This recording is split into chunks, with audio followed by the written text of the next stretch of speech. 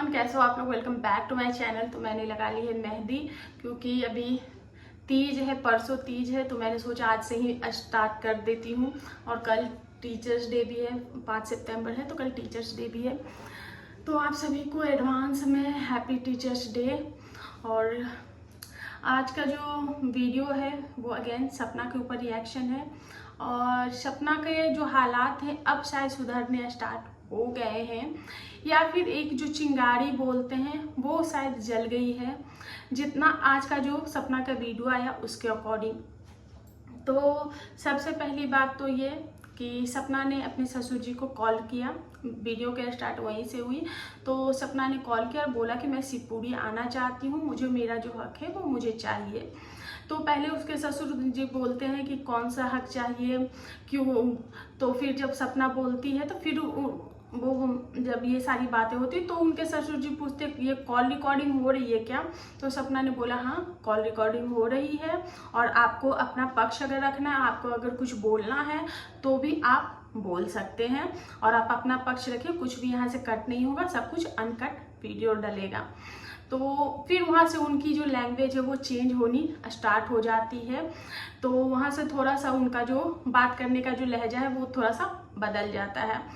और तो सपना से पूछा गया कि कौन सा तुम्हें क्या चाहिए। तो सपना ने बोला कि मुझे जो आपका है मुझे वो नहीं चाहिए, जो कि ऑलरेडी सपना पहले से ही वो चीज़ें बोलती है। तो सपना ने यही बोला कि जो आपका है मुझे उसमें कोई इंटरेस्ट नहीं है, लेकिन जो मेरे पति का हक है, जैसे कि मेरे जेवर, शादी के जेवर, तो शादी के जेवर के लिए ये कहा गया कि शादी के जेवर वो तो तुम्हारे नहीं है, तो जेवर किसको चढ़ाए जाते हैं। शादी वाला जो जेवर होता है उस पर लड़की का हक होता है। बाकायदा आपके जो आपको दहेज दिया गया था और आपने दहेज लिया भी है। तो जब आपने दहेज लिया है और दहेज के पैसों से ही लड़कियों को जो है वो जेवर गहने दिए जाते हैं, तो वो या तो आप दहेज के पैसे वापस कर दो, या फिर आप जेवर जो उसके शादी के हैं वो आप दे सकते हो, क्योंकि वो जितना और जिस टाइप का दहेज मिलता है उसी तरीके का लड़की को जो है वो जेवर गहने दिए जाते हैं। बेसिकली ज़्यादातर यही देखा गया है। तो जेवर गहनों पे तो डेफिनेटली सपना का हक बनता है, क्योंकि वो उसके शादी के गहने थे। वो ना तो आपके घर छोड़ के भागी है, ना ही किसी भी तरीके से उसके साथ मिसहैपनिंग हुई है, और बहुत सारी चीज़ें सहने के बाद वो घर से गई है, ना कि आपके बेटे के होते हुए वो आपके घर से गई है। तो ऐसा कुछ नहीं है। तो वो तो सबको कायदे कानून पता ही है, वो लीगल कर लेंगे जो भी। अगर सीधी उंगली से घी नहीं निकलेगी तो उंगली टेढ़ा करना हर किसी को आता है। तो वो चीज़ें हो गई। उसके बाद उन्होंने जब सपना ने बोला कि मथुरा वाला जो प्रॉपर्टी है वो मैं लूंगी, जो भी पैसे आपके लगे हैं वो आप ले लेना। तो बोला गया कि मथुरा वाले का तुम क्या करोगी, मथुरा वाले क्यों चाहिए तुम्हें, तो सपना ने बताया कि आपका तो ऑलरेडी है। तो उन्होंने बोला कि तो जो है, सपना ने बताया कि आपके पास तो ऑलरेडी शिवपुरी में है, मेरे पास आशियाना नहीं है। तो बोला गया तुम तो ग्वालियर में घर ले ली हो, शायद ग्वालियर में ही सपना भी है। तो सपना ने बोला नहीं, ये रेंट का घर है, ये मेरा खुद का नहीं है, ये मैं रेंट पे रह रही हूँ, तो इसलिए मथुरा वाला घर मैं ही लूंगी, और मुझे जो भी आपके पैसे लगे वो आप ले लेना। बात करें हक की, तो सपना ने बोला कि मैं आऊँगी अपना हक लूँगी। तो बोला गया कि कौन सा हक तुम्हारा। तो सपना ने बोला जो भी मेरी बच्चियों का है, जो भी मेरे पति से रिलेटेड है, मेरी बच्चियों का है, आपके जो भी आपके जो जैसे आपका है या फिर दादाजी का है, जो भी गांव में खेत है, प्लॉट है, जो भी है, उसमें से मुझे कुछ नहीं चाहिए, लेकिन मेरा जो हक है। तो बच्चियों के बारे में यही बोला गया था कि जब तक मैं हूँ तुम्हारी बच्चियों का जो भी है मेरे तक सीमित है, मतलब बच्चियों का हक नहीं जाएगा, पर तुम्हारा कुछ नहीं है। ये कौन सी बात हुई कि बच्चियों का सब कुछ है, माँ का कुछ नहीं है। पहले माँ इस घर में आई है, तभी तो बच्चियां भी आई है, बच्चियां भी उसी माँ की हैं। आपके बेटे के साथ उनका कोई डिवोर्स नहीं हुआ था, या फिर अब आपके और भी बच्चे नहीं है कि उनके साथ चीजें शेयर की जाएंगी। पर ये उनका पारिवारिक मामला है, वो आपस में सुलझा लेंगे, और शायद चीजें बेटर हो जाएं।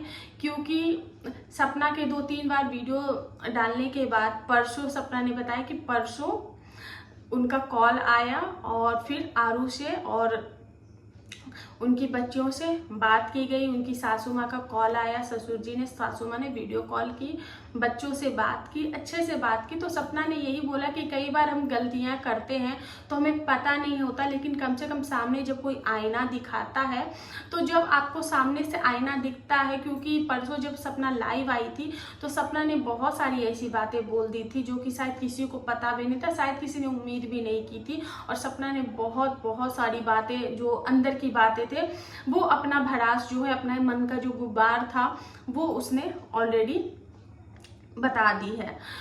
ससुर जी से बोला गया कि आप अपना पक्ष रखिए, तो उन्होंने बोला कि मेरा जो पक्ष है वो भगवान रख रहा है, मुझे कोई पक्ष नहीं रखना है। उन्होंने अपनी कोई भी बात नहीं रखी। तो जिन लोगों की ये चुल थी कि ससुर जी अपना पक्ष नहीं रख रहे हैं, ये तो सोशल मीडिया पे आके बोल रही है, तो उन लोगों को जवाब मिल गया है कि वो अपना पक्ष रखना ही नहीं चाहते। वो ये इन चीज़ों से उनको कोई फर्क ही नहीं पड़ता है, क्योंकि अगर फर्क पड़ रहा होता तो डेफिनेटली वो अपना पक्ष रखते, पर उनको फर्क नहीं पड़ रहा है। उनको ऑफलाइन जो वो लाइफ जीते हैं, बस उनको उससे फर्क पड़ रहा है, तो वो अपनी उस चीज़ों के साथ खुश हैं। तो जो ये लोग फालतू के एलिगेशन लगा रहे थे सपना पे कि तुम तो यहाँ, हम कैसे सच मान ले, तुम तो यहाँ बैठ के सारी बातें बता रही हो, उनके पास कोई साधन नहीं, कुछ नहीं है। तो सपना ने आप लोगों को वो रिकॉर्डिंग सुनाई जिसमें उनके ससुर ने क्या बोला, आप लोगों ने ऑलरेडी सुन ली है। तो अभी देखो, मैं यही कहना चाहूँगी और यही उम्मीद भी करना चाहूँगी कि जो चीज़ें हो गई हैं उन चीज़ों को बदला नहीं जा सकता, लेकिन हम एक अच्छी शुरुआत की उम्मीद कर सकते हैं। चाहे सपना यहाँ रहे, चाहे वो शिवपुरी में रहे, चाहे उन लोगों के साथ रहे। कई बार रिश्ते एक साथ अच्छे नहीं होते। एक जगह जब हम रहते हैं तो हमें रिश्तों का जो वैल्यू है वो पता नहीं चल पाता है। शायद थोड़ा सा अलग रहेंगे दोनों, उनको भी थोड़ा सा चीज़ें सपना के बारे में समझ में आएगी, सपना को भी उनका जो वैल्यू होगा वो समझ में आएगा।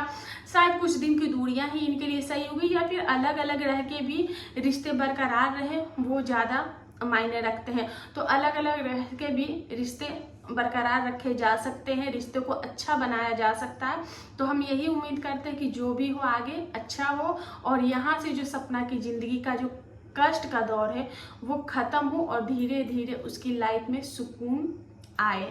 बस यही उम्मीद करती हूँ। तो आई होप आप लोगों को मेरा रिएक्शन पसंद आया होगा। आपको इस पे क्या कहना है प्लीज़ कमेंट सेक्शन में अपनी राय जरूर दें। मिलते हैं आप सभी से नेक्स्ट रिएक्शन में, तब तक के लिए बाय।